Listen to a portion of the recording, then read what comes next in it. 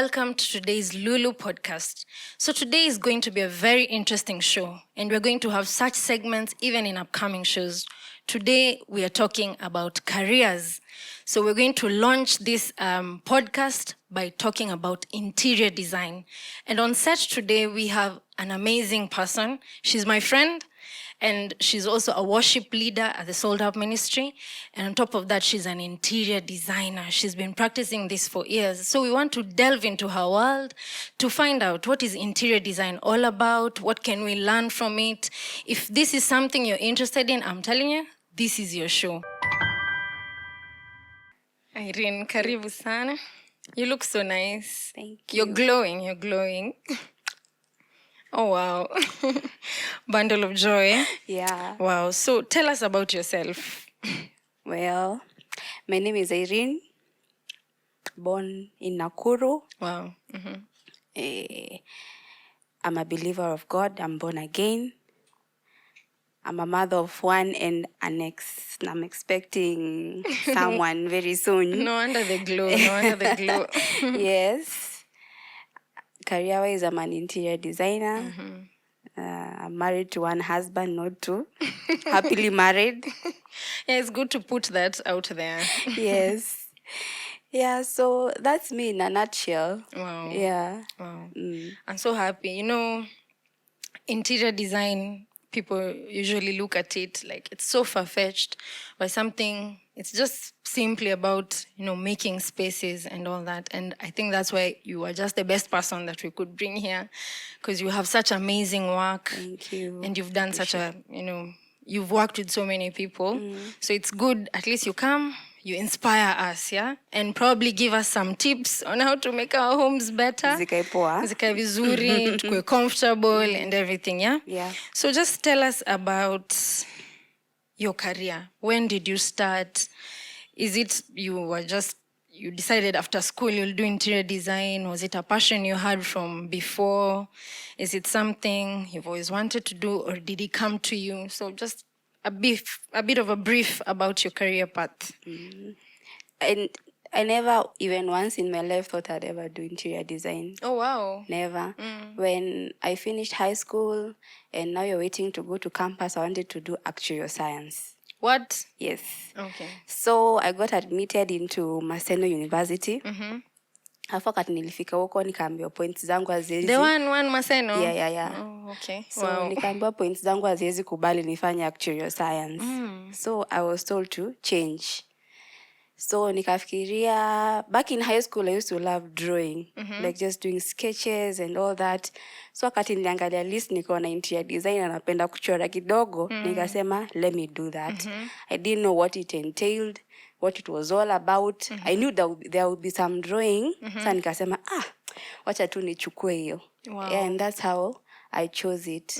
Did it for 4 years. Kama nika graduate, came to Nairobi. Since in Nakuru, there are not many opportunities for practicing interior design. So I came to Nairobi, kafanya internship yangu. So it's been a long journey because nimekuwa I think I've hopped twice because along the path I was not very sure. Like hopped careers. Yes. So I've hopped in between doing interior design and working for NGOs, the humanitarian works. Yeah. So after I did my internship, I got some challenges. I left that place. Nikafanya freelance for like 6-7 months. I got a job. And then nikakaa hapo for a while, nikaona the pay is too little. I got an opportunity now to do work at an NGO, nikaenda NGO. After 3 months, totally different field. Completely different, had nothing to do with interior design. So I went to an NGO, kakaa 3 months, nikafutwa. Then there was people kulikuwa na redundancy. So after 3 months, tukafuta job sisi wote. Then nikaanza kurudi back to interior design. To your first love. Yes, to my first love. So nikarudi to interior design, nikafanya like 1 year. then kukawa na challenges time election, kukawa na challenges za pesa. The company was sold down. Had given birth to my first baby. Hey, so hapana. So in between nikiwa hapo, when I remember going for an interview 7 months pregnant with my baby. Nikajiuliza sasa ni the same place, the first NGO I was in. Yeah, so they were calling people back. So nikasema acha tu niende nijaribu. Sikuitwa immediately. So wakati job, it was like kwa tu kama Mungu. Wakati nilisema sasa there's no money where I am right now, nika quit. I just got a call from them. Yeah, hey Erin, you did interview with us last year. You want to come and work? I'm like, yes. So I went back. Nikaenda nikakaa for like another 1 year. So all this time interior design ilikuwa on the back side. On the mara ya kwanza ilikuwa on the back. But the second time I went now back to NGO, nilikuwa naifanya kama side, like a side hustle. Yeah, so I went back, and then now I was comfortable because the pay was good and all those kind of things. Sasa after nimekaa hapo for a while, nikaanza kusikia something is wrong. Because nikafika mahali I don't love going to work. Sometimes yani you feel unaamka, because you know it was all about typing, you know, humanitarian work. So it's nothing that you love doing. You're just there because of the pay, because of the insurance, the covers and everything. Yes, you're there for the benefits and the money that's giving you, but not because it's something that you love doing. So after a while, nikafikiria for like a year and a few months. So nikaanza kufikiria, is this really, I'm not happy. Like I'm seriously not happy with what I am doing. I'm bored. It's a kazi monotonous. Sasa nikakaa hivi nikafikiria, and then it was a journey actually now to come back to design. So nikafikiria, nika ask God, I need you to show me what to do, because I feel nimechoka na hii kazi. The pay is good, I just don't love what I'm doing. So nikaomba tu God anisaidia nionyeshe what to do. So that when God akaniambia go back to interior design, and then akaniambia go back to serving, and I was okay. So all this time even serving ilikuwa... Yeah, serving in church ilikuwa like nilikuwa nimeiweka aside. So that particular time though, when God was clear what I should do, I just went and discussed with my husband. Nikamwambia I want to go back. I was like, what? The pay was good. The growing family. So because you know pia mtu angalia pesa, and nikamwambia seriously, I'm not happy with what I'm doing. I want to go back and do, because along your 1 year, you'd find that, you know, NGOs they wanatokanga job mapema. So nilikuwa toka job 3:15. From 3:15 to around 7, niko somewhere else doing interior design work. So I'm enjoying that than in morning hours. So when I went to discuss with my husband, nikamwambia, by the way, I just want to leave. You sure? Think about it. I didn't even tell my dad. I told my mom. I told my mom because I knew my dad atakuwa na issue because of the pay. No one wants to see their children leave and go to somewhere which is uncertain. So I told my mom akanisupport. Nikamwambia once nimerudi na nimesettle vizuri, then I'll tell dad. So she supported me, and somewhere along the way my husband akakuwa akaniambia it's okay, you can quit. Na nika quit, and then I now came back to interior design. I think now you've raised a very, very important question, because sometimes you find when people are trying to, you know, find their career, it's usually, you know, it's a play of several factors. What parents want, what your significant others want, if you already like have a husband or a wife. Sometimes even friends, society, you know, there are some certain societal expectations, and sometimes even copycat. You know, I think from like our school, you find the business economics class was full of so many people, yet it's full of people who are not driven by what they want. That is not where their passion lies, but they are all there, and education, as you said. So how can you advise like someone who's trying, because you see for you, the call was really pushing you into interior design. You are enjoying your part-time more than your main, So how can you advise someone who's that place? They're trying to balance, the parents maybe want ask them to choose a certain career path. Maybe they are driven by certain expectations by society, or they've seen their friends do something, or money, as you said. Money can also be a factor. So what is it that you can advise someone who's maybe they are lingering in that, that place, or even in future they might be faced with the same thing? So how would you advise someone? Okay, I'd say you have to sit down and find yourself, because that is what I did. Very important. Kama singefanya hivyo, hadi saizi ningekuwa NGO. Because number one, you're not comfortable. There's something bugging you inside. You know you're not supposed to be there. But because of the circumstances, hautaki kuface your reality. And then there's also the fear of the unknown. Oh, yeah. Yeah, you're comfortable in this place, so you're wondering, nikienda hiyo side ingine kutakuaje? Will the income be steady? You think, I think the kitu ilikuwa inatuma nisitoke ni insurance cover. Because ilikuwa inakava mtoi. It's true. Yeah, so that is what ilikuwa inanishtua sana. Otherwise, kama sio, ningetoka mapema. So what I did is, I had to search myself. And it's not something that took 1 month or 2 months. I remember nikiwa now kwa NGO, during lunchtime, I used to search myself, what do I really want? Watu wengine wakiwa lunch, mimi naandika chini, what do I really want? So whatever was coming into my head, that is what I was writing down.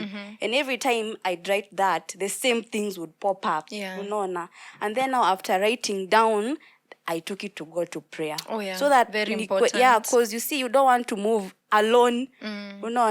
You can make a decision that is not good for yourself. It's true. So I needed a backing. I needed to be sure that what I am doing, because I had my fears in the first place of going back. Yeah. So I needed to be sure kwenye naenda niko na backing ya God. So I searched myself. I took time. I prayed about it. So once I made that decision, sikuwa na any doubt. I knew God would back me up. Not that it means it's going to be easy. No. That's true. But God ametiki. So no matter what utakuwa, you just gonna be encouraged through everything that comes your way. That's true. So for those who are struggling, number one, just search yourself. And really search yourself and know what you want. And don't run away from it. Kwa sababu itakusumbua until you make the right decision. That's true. Yeah, itakusumbua until you make the right decision. And then if you don't face it down the line, soon enough you regret it. Yeah. Because me, I think one of the things I regret, or one of the mistakes I feel I made, was moving. Because you see now, once you move, umeacha ku practice interior design, you focus somewhere else. So number one, experience hakuna. So when you're leaving, unaenda unapata watu wamesonga mbele, there is much more that has come into interior design that you don't know. Unafeel kama mono. Unaona? And years are going by. So I think the second time, so nikasema, let me not, as much as niko kwa NGO, nisiache kabisa. Ndio if anything, because what anaangalia, I was asking myself, when I'm 40, 45, if I ever want to open a company, itakuwa NGO? No. I want to have my own interior, because it has always been. That's a very nice way of looking at it. It has been. Sasa ukikosa experience, tuseme nikae NGO for like 10 years, narudi back kwa industry, I'm insignificant. Unaona? I'm going back. I'm going back like someone mwenye ametoka campo.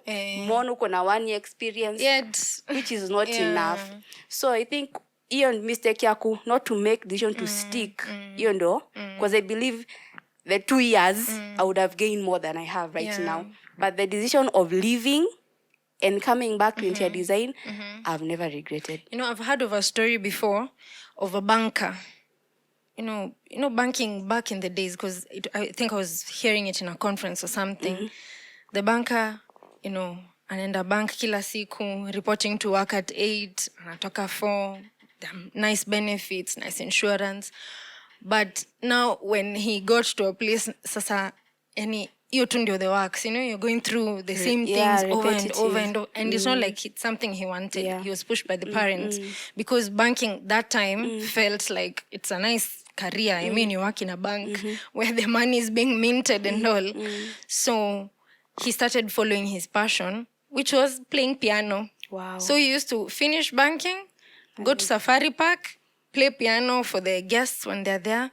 And soon enough, it actually became his, career. And his family was like, how can you leave money to go and play a piano? It does not even make sense to them, at that time. But it is the call that was in him. Sometimes the call can push you to do. And eventually he began to earn even more from that, just playing pianos. He was called for different guests, different occasions. Yet he learned, number one, because, there's someone who wants to choose the career, but there's someone who at that point wants to go to school. Even the choices of the courses you pick, all those things should be driven from somewhere. I think like sasa inakwanga ni kama shortcut. You see, the guy you're talking about, alianza mahali pole until ikaenda kimpatianga ile income yenye anahitaji, like a higher income. Unaona? But most of us, we want shortcut. I remember, like, after nimetoka tu campus hivi, nimemaliza internship. So my dad told me, Erin, you need to come back to Nakuru. Nimekutafutia job kwa bank and it's paying this amount of money. Oh my God. It was, okay, comparing Nakuru venye iko, ilikuwa pesa mzuri sana. And then niko hapa hivi, internship, you're not being paid by ulipwi na mtu yeyote. Okay, you've been absorbed, unaangalia pesa unapata, you're like, but nikaambia, I told my dad, no, I don't want to. Let me stick here. So kuna ile process, and that's why I'm saying nilikuwa na regret ku leave, because the more you get experience, the more your worth inaongezeka. So kuna 1 year experience unalipisha mtu hivi, 2 years experience unalipisha mtu hivi, 3 years. The more you go gaining experience, the more your worth inakuwa inaenda ikiongezeka. So most of us sometimes you go into the pressure because hauna patience ya kuangoja. Irene, I'm consulting at 5K, you move to 10K, you move to 15K, until you get to 50K. So ile patience hakunanga, tunatakanga tu. So ukipata place inakupatia pesa, unakata kuangalia the future, because that's one thing you look at. Like where you are 20 years down the line, do you want to be there? That's true. Yeah. You've given us such great insights, And so now we want to take a break. And then when we come back, now we will go now deeper into the interior design, learn more about it. How does a typical day for an interior design look like? So stay tuned. Have you seen these kinds of shoes, like 10 inches high? You are literally risking your life because you think your value is in the height and you are not comfortable completely with your height. And so you are trying everything. You are trying shoes, you are trying makeup, you are trying dressing. You are almost going naked. You are dressed like here. And here the other side, everything is almost out. If you bend like this, the things will roll out. Shoo, people need to see probably. Please, be comfortable with your color. Be comfortable the way God has made you. I'm not against makeup. Like you can see, I've done some makeup on me. I'm not against wearing a nice hair like I've done. I'm not talking about that. I'm saying if you are doing your stilettos, let them not be the one putting value on you. Let it be settled within you. You are of value. You are a daughter of Zion. The Lord loves you. So, Irene, what does a typical day look like for you in your field? Tell us about it. Take us with you, from the morning to the evening. Anyway, just take us with you. We want to see how does your day look like. Okay. A typical day for me, there's sometimes I can report to the office. If there's any office work, like maybe drawing, there's some design you've not finished. And by drawing, I mean, designing using the softwares we use, like ArchiCAD, SketchUp, Atlantis. So in interior design, it's not just about taking things and placing them. There's drawing. Yeah. Wow. There's drawing. Okay. So as an interior designer, you can do consultation, and then you go to drawing, Then after drawing, there's implementation, which now you need to supervise the work, you need to procure materials, you need to manage the project. So for me, if my day does not entail to go to the office, like to finish a drawing, so probably I'll be on site. And then on site, you're supervising people. Yeah. So you've given out your design, you've done your working drawings, you've given the details to the fundis on site. Now you need to supervise. So you supervise your work to make sure workmanship iko on top, Inaendelea iko vizuri. juu kabisa. Yani to make sure whatever you've designed ndo inafanywa site. Because then again, if you go missing, unapatanga tu mafundi wamefanya kenye wanataka. Yeah. So interior design has a lot. Yeah. It's not just drawing. And people wanafikirianga interior design is the same as interior decoration. It's so different. What's the difference? The difference is that decor is more of like putting pillows, carpets, more of soft furnishing, curtains. But now when you go to interior design, you draw, you recommend the tiles, you recommend the type of ceiling, you recommend the type of paint, you say where the electrical switches are gonna be, you say how the plumbing should be done. So there's so much. You have to work with mechanical engineers, you have to work with structural engineers. So there's so much you need to know. And there's so much you need to do. Unaona, like una mtu anakuambia, how should this shower look like? Where should I put my toilet? Where should my washer and basin be? And then you go deeper. So we just do a little more than the interior decorator does. So what an interior decorator does, an interior design can do. An interior designer can do. But what an interior designer can do, most likely, an interior decorator may not be able to do. May not be able to. May not. Yeah. So it's not just about putting colors, pieces, furnishings, and all that. Yeah. Wow. So you get your client, you do your presentation, you get a brief from the client, you go to site, see what they want, they give you their brief. Then after that, you do your design, you present it to them, they like it.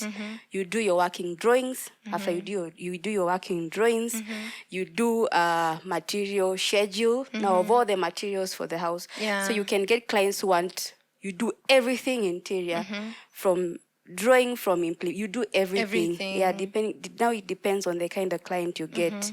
So you do your material schedule, you go for procurement. Twende tile and carpet, twenda kunua tiles. This is the type of tiles I want us to buy. This type of bathtub I want us to buy.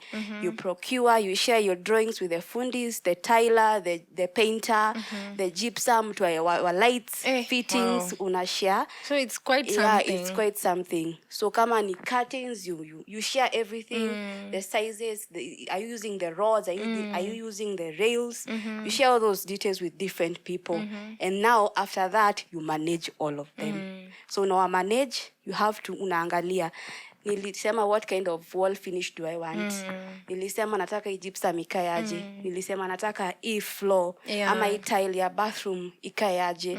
So you manage all of them. Yeah, so that's typically what an interior designer does. Because sometimes you can walk into a place and there's so much synergy in the way things are looking, and in your head you're like, walieka hiki much na hii. There's so much work goes behind. There's a process to it. Wow. Yeah, a very long process. I can tell. I can tell.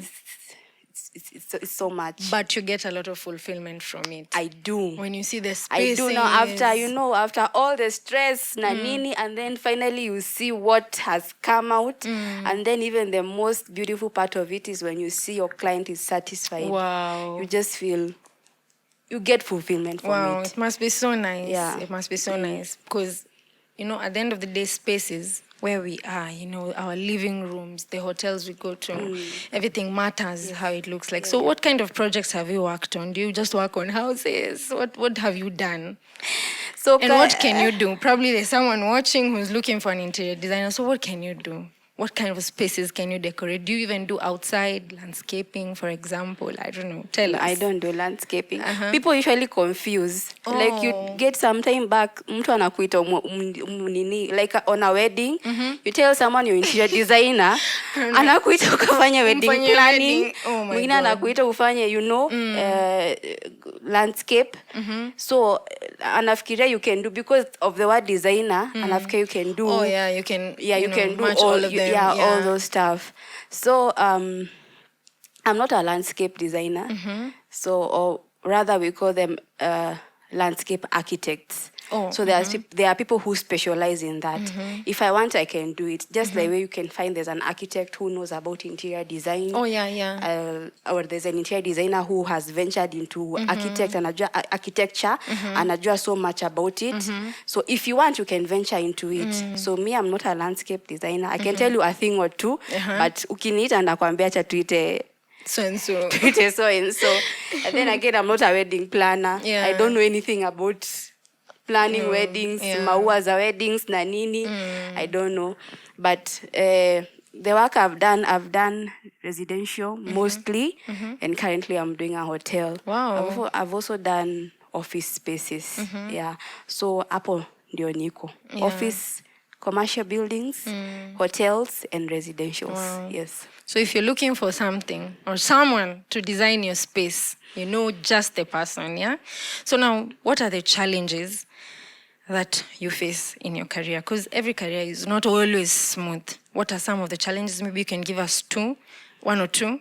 And then are there sometimes compromises that you have to make? Because let me combine, there are 3 questions in one. Challenges, compromises, and then when I began, I said you're a worship leader. So you told us you're a mother, you're a wife. So how do you manage the challenges and the compromises that come with the work? And then now all this, the challenges, the fun, the fulfillment. Now, how do you balance that with your family life, with all that? Because there's probably someone who's watching us who might not necessarily be in interior design, but doing something else and finding, a hard time to balance the 4 or 5 things in their life. Yeah. Wow. Yes, there are challenges, especially being a woman in this industry. Because now when you get to supervise, because mostly kwa site, tukwe too real, you get men. So umeenda hapo, probably they've been in the industry longer than you, kwa sababu ni mafundi. And then unaona kasichana kamekuja hapa. Naona. Tatuambia. Yeah, tatuambia. So you get people who've been in the industry longer, looking down on you, especially men. I remember I had an incident where, like, maybe 3 years ago or 4, my boss akanituma site. I was working in a kitchen company. He had traveled and he left me. It was a commercial space. So when I went there, the guy was sort of drunk. But so wakati nilienda hapo nikamwambia, this is how I introduced myself. I'm representing this and this person.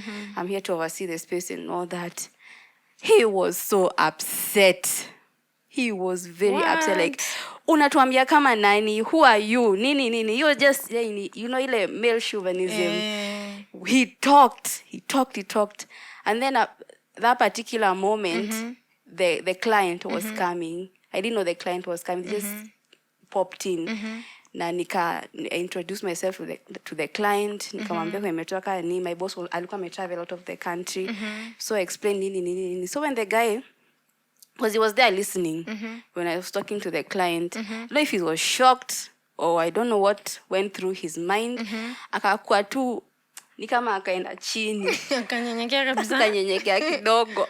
And then came and apologized. Well, I felt good because he apologized. Yeah. But then now if you don't grow a thick skin as a woman in this industry, you might not be able to survive.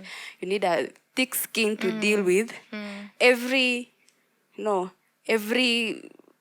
person or every character una meet nayo. Yeah, because not everyone is going to accept you and what you do, especially in a construction industry. Men are mostly, like, you can find me in a meeting and I'm the only lady. You have engineers, structural engineers, mechanical engineers, architects and everything. I mean, don't make up. You are a strong woman. So it needs, if you really want to venture into it, grow a thick skin, and then unakuwa confident. Again, when you're shy, people will not believe what you tell them. They will not take instructions from you, because you're supposed to tell someone staki rangi toa paka rangi ingine. Unaona mtu akate, because no one likes repeating work. Anku intimidate. What will you do?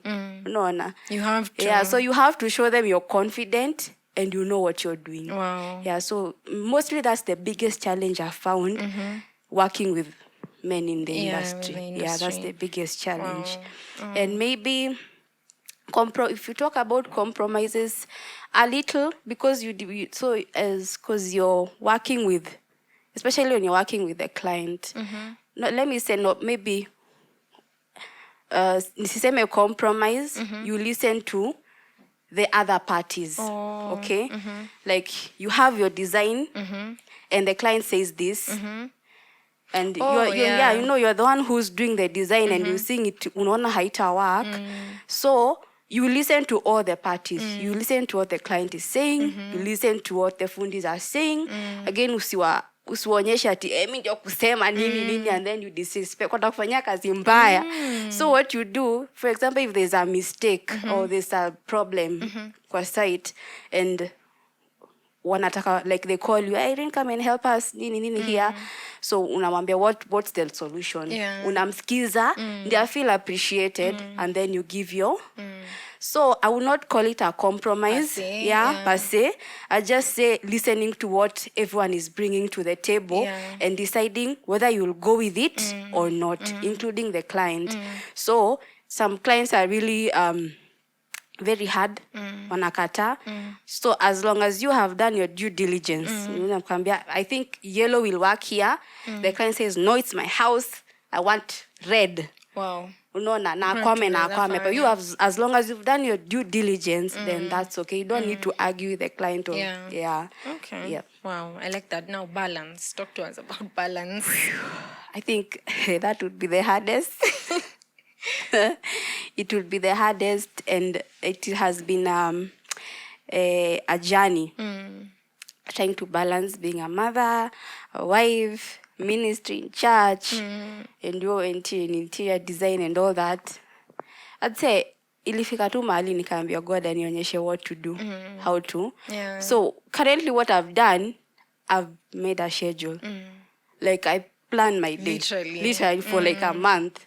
I know the things I'm supposed to. Of course, kuna vitu zinaingianga in between that you did not expect, but I've made a schedule for myself.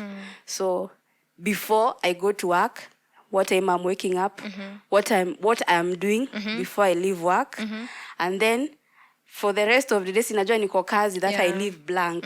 So the next inaanza nikitoka job. So nimeplan. So when I get home, because I still have my own things I'm doing on the side, like, working towards building my own company. So I have set time. So nikifika home, so nikitoka job, I know this is what I'm doing from 6:30 to Evo. Na plania kila mtu time, including my husband. And there's a day that nilikuwa nimekaa chini with my husband, and a notification just popped up. Akaona, and he laughed. Ilikuwa from this time to this time, and happy time. And then he saw it. And he's never seen it, and he laughed because he didn't know. It's something nimejiekea. So a reminder way na pop up. A reminder way na pop up. From this time to this time is supposed to be doing this. From this time to this time. So that is how I try. Sometimes it fails because of, things in life. So many things in life. But inanisaidia sana. Inanisaidia sana to balance now. Because utajipata umejipeana. One side, we neglect the other side. So to be able to cater to what time I'm spending with my children, dinner time, and all those things, I just put them into between this and this. I'm doing this between this. That's how I plan myself. I was reading a scripture, Proverbs 31, from verse 10. This virtuous woman, this woman that is described there, she was able to do so much. She, from like, when you read through the verses, she's a career woman. She's in entrepreneurship because she sells sachets to merchants. She's, at home. She actually provides food for her family, for her servants.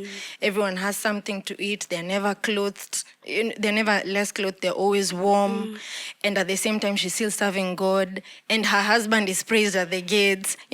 She's been able to balance. And I believe because God put it there, it is achievable. Balance is very, very achievable. And also, I think the other thing that has helped me is kwa sababu unatoka job like surely umechoka and you're so tired. So nikiwa kwa jam, mi wanza tu kuomba or just put on a clip on YouTube and all that. And you're like, you've given your best outside there. Na ukifika, the like women, we just get home umechoka, kama unapatiana mabaki to their family. So what I usually do is I pray as like nikiwa kwa gari. Ambia God, give me the strength to go and look after my family. I know I'm tired, but give me the strength, to do now the things nimeandika kwa simu. Kwa sababu unajua zinaweza kuwa hapo and there's nothing I'm doing about it. Ama zinakuwa tu notification inatoka. What? Let me cancel tomorrow. So usually I ask for the Holy Spirit for strength to do what I've said. It's really important. So unapata ukisikiza some encouragement or you listen something, maybe we listen to someone like Funke akiongelea kuhusu marriages na nini. Oh my God. Unapata nguvu. So ukifika pale uko na psych imetoka sijua bado unaenda unashanga nguvu imetoka wapi because you're so tired. So that is what I do. It's important. Prayers plus now planning, it helps you balance. Because sometimes I think what works, like for me, is finding, sometimes it's very hard to get blocks of time. Like you have 3 hours to spend time with your family, you have 5 hours. It's hard to get blocks of time.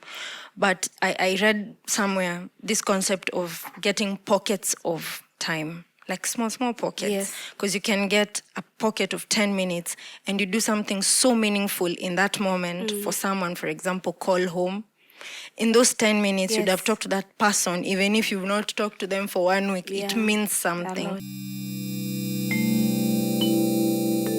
Hey guys, what do you think about the show? Please remember to leave us a comment. Please subscribe. Bye. Today we are starting our show. Dubbed Lulu Podcast. Like tulikuwa close and they have boyfriends. Who am I not to have one? Who are you?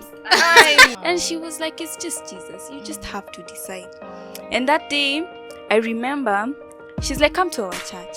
Mungu aliingililia katikati sana because it was a fight between me, God, mom, my dad. This is what I had vowed I would never do because there were drinks all over.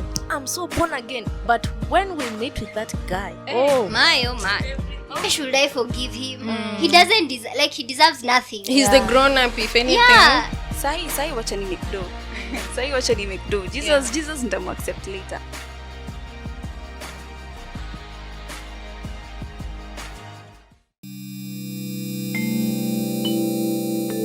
So I think one of these days you should come to my house and give me a bit of a lift, because I think I've not been doing things right. You've talked about drawings. You've talked about all those things. But see, sometimes we are limited to Google. Now at least we have someone we can come to, Super excited. So I think maybe you can give us a parting shot as we conclude. Although I wish you could go on and on and on. But maybe just give us a parting shot and then we finish. Okay, so what do I tell you guys? From the wells of your wisdom, tell us something. For those who are you are aspiring to venture into the interior design world and probably you have financial difficulties or you have financial problems. Maybe you want to go to school and you don't have money, no fees are available. That should not be something that should discourage you to give up. Don't give up. If it's a desire that's really in you, you can find ways of getting skills you can find ways of getting to know more about the interior design world. Number one, there's YouTube nowadays. So you can go to YouTube and look at what people are doing in the interior design world. Number two, you can volunteer. Usiogope kuvolunteer. Ati now I want to go somewhere and do internship for free. Unaona? Don't be scared. Go to a construction site. Hata unaweza offer kuwa mtu wa kusaidiana, like a casual laborer, so that you get as you're there, ask questions and all those kind of things. So don't be afraid. No one, ukienda mahali hakuna uambie mtu I want to volunteer, not many people will refuse, because people admire people who love to follow after things na wanaona uko na ile passion. And then maybe the other thing I would like to say is that if you are facing pressure, outside pressure, that maybe you want to do interior design and maybe your parents, the society, or people around you want you to do something else, focus on yourself, as I said before. Sit down and decide what you want to do. Sit down and think, is this really what I want to venture in? Is this really what I want for myself, for my children, 20 years down the line? Yeah. I like that. You've really helped us. Thank you so much for coming on board. Thank you for taking us into your world.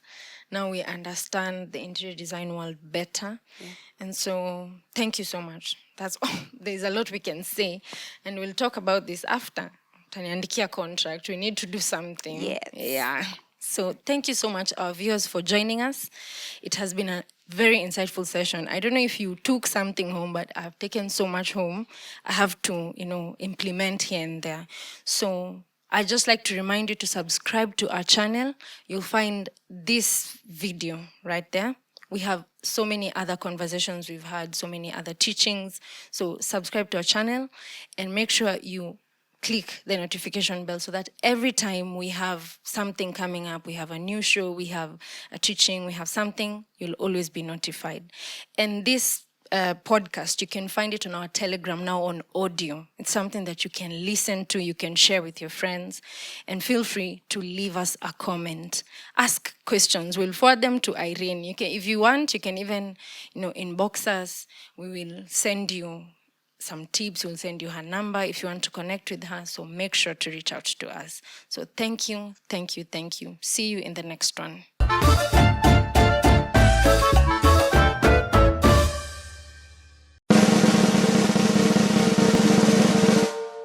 Love. I love you, Lord, and I lift my voice. Everything. Oh my, everything. Peace. And let the and let the peace of God, let it reign. Amani. Amen.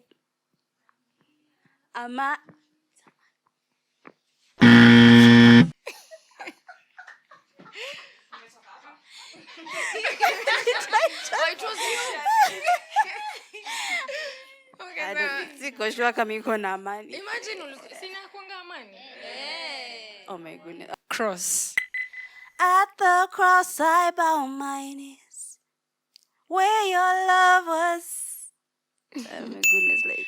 Okay, heart. Here is my heart.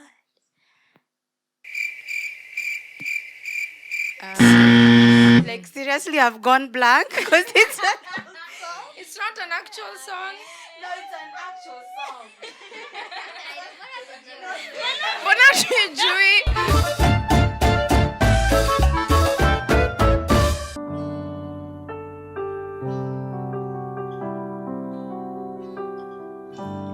Someone's knocking at the door. Someone's knocking at the door. Can you hear him knocking? Can you hear him knocking? He's been knocking very long.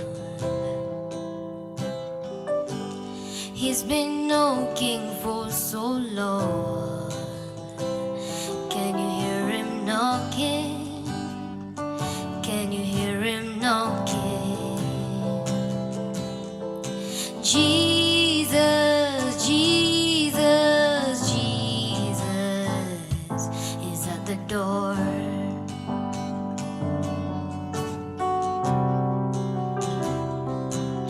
Oh, Jesus, Jesus, Jesus is at the door.